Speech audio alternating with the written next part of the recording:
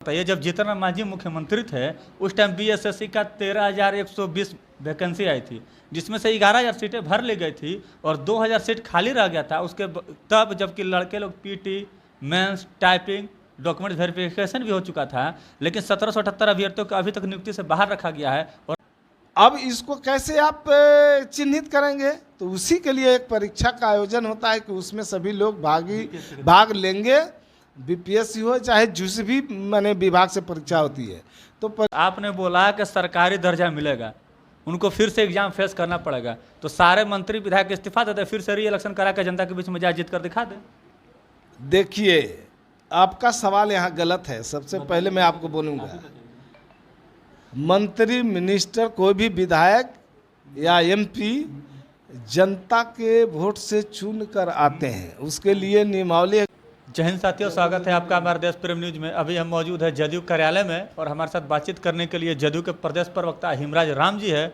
इनसे हम जानने की कोशिश करेंगे कि स्टेट का मुद्दा हो, बीटेट का मुद्दा हो, सीटेट का मुद्दा हो, या शिक्षक बहाली का मुद्दा हो, या बीएसएससी 2014 1778 अभ्यर्थियों की नियुक्ति का मुद्दा हो, जो लगातार आंदोलन कर रहे हैं लेकिन फिर भी सरकार के कान में जू तक नहीं रेंग रही है। सर, अभी आपने देखा कि सरकार ने किस तरह से इसके लिए एक नया नियमावली बना करके उसको जो है बहाली की प्रक्रिया को शुरू किया है और बीपीएससी के माध्यम से बहाली की प्रक्रियाएं चल रही है। वैकेंसी भी आउट हो चुका है, डेट भी फिक्स हो चुका है, कब से कब तक आवेदन पत्र मिलेंगे और कब तक जो है इन्हें आवेदन पत्र को ऑनलाइन जमा करना है, भेजना है। तो सरकार ये जो निर्णय लिया, तो शिक्षा में जो कितना ज़्यादा से ज़्यादा सुधार हो सके, उसमें जो त्रुटियां थी उस त्रुटियों में कितना ज़्यादा से ज़्यादा सुधार हो सके, शिक्षा के स्तर को ऊपर उठाने के लिए।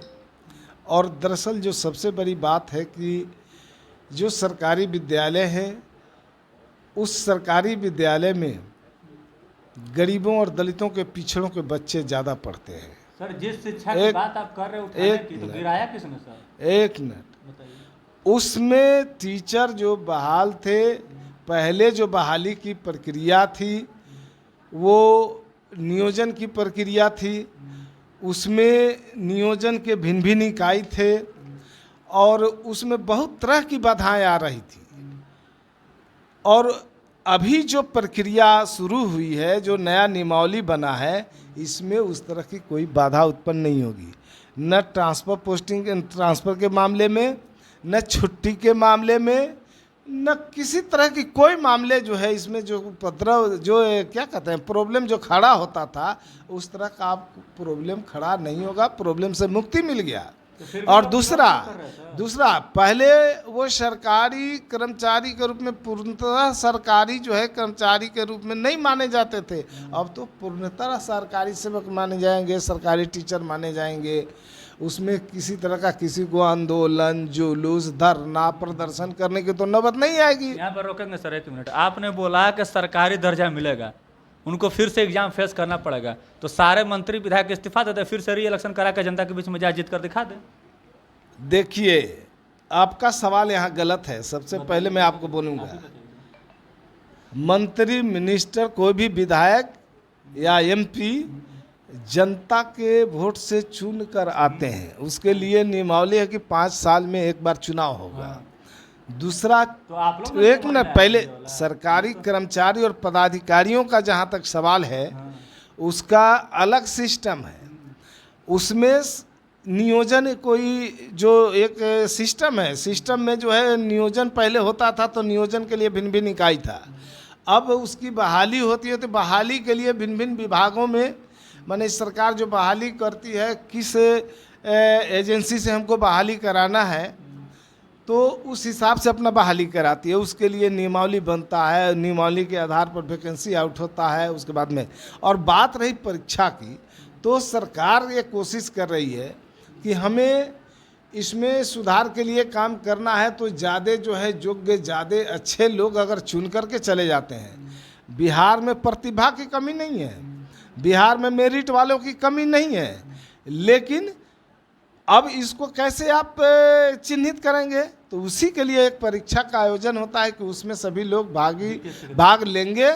बीपीएससी हो चाहे जिस भी माने विभाग से परीक्षा होती है, तो परीक्षा में लोग उतरेंगे, पास करेंगे, तो उन्हीं का एक पैमाना तय हो गया कि उस हिसाब से उनको जो है ले करके एक मेरिट लिस्ट बनाकर बहाली उसकी होगी। अच्छा, ये तो आप सर बोलिए, लेकिन एक ये बात बताइए, जब जीतन राम मांझी मुख्यमंत्री थे उस टाइम बीएसएससी का 13,120 वैकेंसी आई थी, जिसमें से 11,000 सीटें भर ली गई थी और 2,000 सीट खाली रह गया था तब जबकि लड़के लोग PT, mains, typing, document verification भी हो चुका था, लेकिन 1778 अभ्यर्थियों को अभी तक नियुक्ति से बाहर रखा गया है और आयोग सीएम आयोग का चक्कर लगवाना पड़ रहा है। सबसे पहली बात है कि हर बहाली प्रक्रिया के लिए एक नियम बनाया जाता है जी, और उस नियम के तहत उसकी बहाली होती है।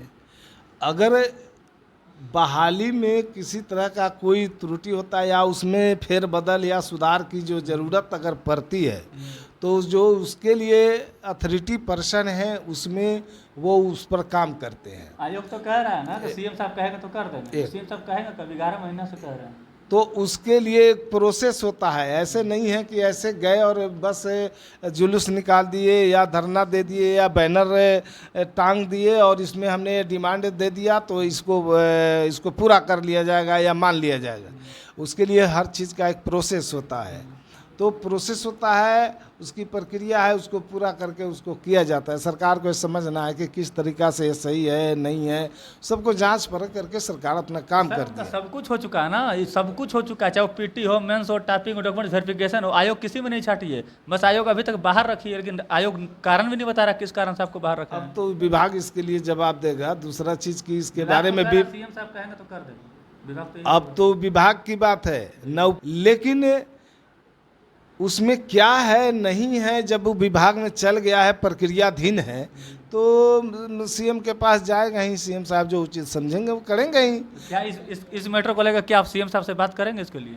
हम क्यों बात करेंगे, उसके लिए सब सिस्टम बना हुआ है, सिस्टम बात करता है, प्रक्रिया है, प्रक्रिया दिन पर दिन बेरोजगारी बढ़ती जा रही है सर, इसको क्या कहें? बिहार है और बिहार में बिहार की जनता के हित में, बिहार के आवाम के हित में जो उचित बनता है, जो जरूरी चीज़ें हैं, जो उसके विकास के लिए, उनके उत्थान के लिए, बिहार की तरक्की के लिए जो भी काम होता है, नीतीश कुमार जी ऐसे मुख्यमंत्री हैं जो खोज करके बिहार के आवाम के लिए, बिहार की जनता के लिए काम करते रहते हैं और इसमें किसी तरह की कोई कोताही और किसी तरह की कोई गड़बड़ी वो बर्दाश्त नहीं किए हैं, अभी तक का रिकॉर्ड है।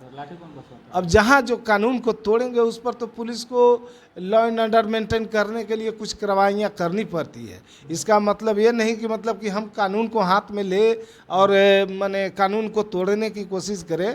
आपको तरीके से अपने आंदोलन को रखना है, अपना जुलूस निकालिए या धरना पर बैठिए, सबके लिए एक सिस्टम बना हुआ है, कानून है। हिमराज जी थे हमारे साथ, इनका कहना है कि सबके लिए कानून है, सबके आंदोलन करने का हक है और अधिकार है, और हमारे मुख्यमंत्री जो है नीतीश कुमार जी है वो चाहते हैं कि जो बिहार में बेरोजगारी के हालात है वो जल्द से जल्द दूर हो। तो साथियों, आपकी क्या प्रतिक्रिया कमेंट्स में जवाब जोड़ दीजिएगा। अगर आप हमें यूट्यूब पर देखें तो सब्सक्राइब कीजिए, फेसबुक पर देखें तो फॉलो और शेयर जरूर कीजिए। धन्यवाद। आप देख रहे हैं देश प्रेम न्यूज।